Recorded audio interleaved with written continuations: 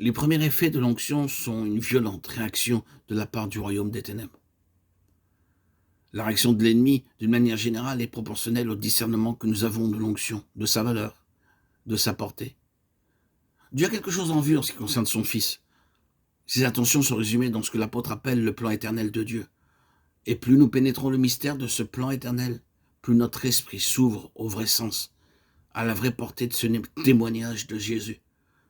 Plus intense aussi l'antagonisme de l'enfer. Ou en d'autres termes, plus grande aussi sera notre part de souffrance de la main de l'ennemi.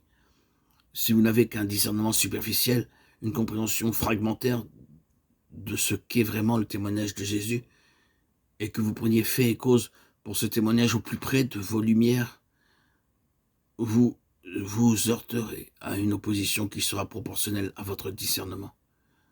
Mais si vous avez une révélation de grande envergure, l'opposition se manifestera aussi sur une plus grande échelle. Et dans ce domaine-là, plus on s'élève, plus direct est le choc contre les forces déchaînées du monde des ténèbres. Dans l'Épître aux Éphésiens, où l'Église nous est présentée comme siégeant avec Christ dans les lieux célestes, les forces à combattre ne sont rien moins que les dominations, les autorités, les princes de ce monde de ténèbres, les esprits méchants dans les lieux célestes. Ce seul fait explique bien des choses. C'est cette si vive réaction de l'enfer doit être considérée de deux points de vue différents. D'abord, du point de vue de l'antagonisme personnel de Satan, il est hors de doute en effet que ce témoignage de Jésus, pour lequel l'onction a été donnée, est l'objet d'un antagonisme sans merci de la part de Satan personnellement.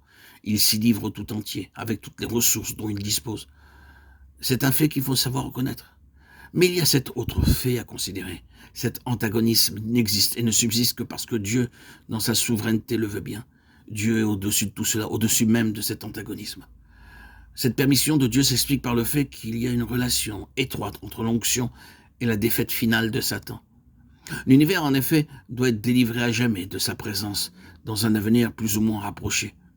Et quel va être l'agent déterminant de sa défaite? L'onction.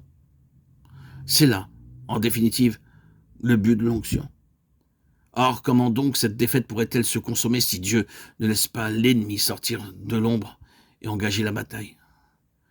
Quelle fut l'attitude du Seigneur Jésus après son onction au Jourdain? S'aventura-t-il dans le désert de son propre chef pour rencontrer l'ennemi? Oh, certainement pas. C'est le Saint-Esprit qui le conduisit au désert. Et dans quel but?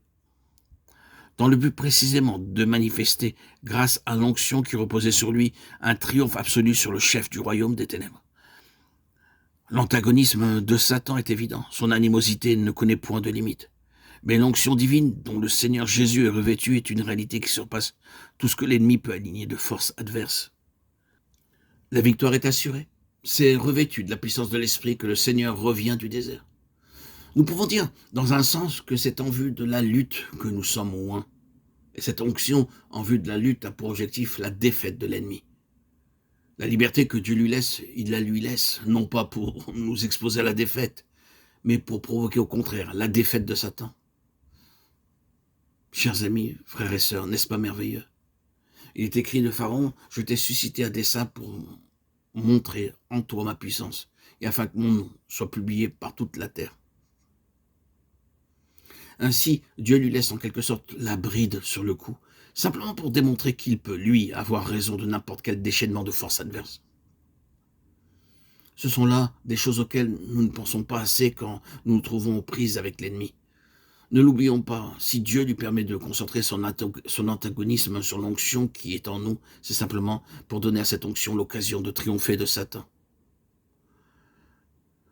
À cet égard, nous ne pouvons nous empêcher de penser que l'ennemi est bien aveugle. Dieu l'a aveuglé. S'il savait que l'onction contre laquelle il se dresse va avoir raison de lui, quel sens serait-il de sa part à pousser l'attaque encore plus loin? Et c'est là justement que la souveraineté de Dieu apparaît sous son vrai jour. Quelle merveille! Quel sublime et merveilleux plan de Dieu pour que nous puissions triompher du diable. Il nous faut cet antagonisme.